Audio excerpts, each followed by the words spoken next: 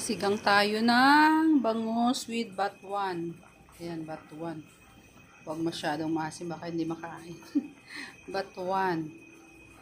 Lagyan ng talbos at saka may okra.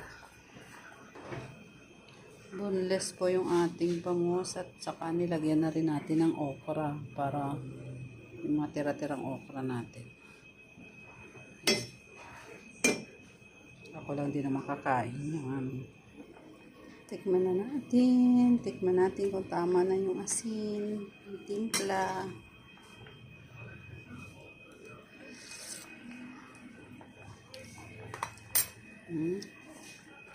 Okay na. Lagyan na natin yung talbos natin. Talbos. Talbos ng kamote galing sa mini garden. May alugbati pa yan. Tapos sili.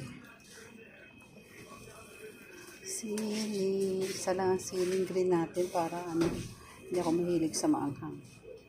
Ayan po siya. Ayan.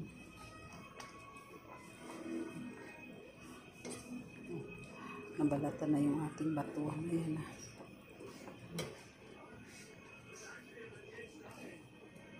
Isa lang yung green.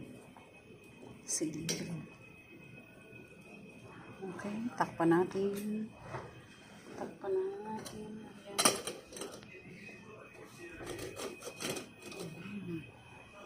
Ayan na po siya. Pwede na. Ang ating sinigang na bangus with batuan. Okay na. May ulam na. Okay natin at baka malata ang talbos.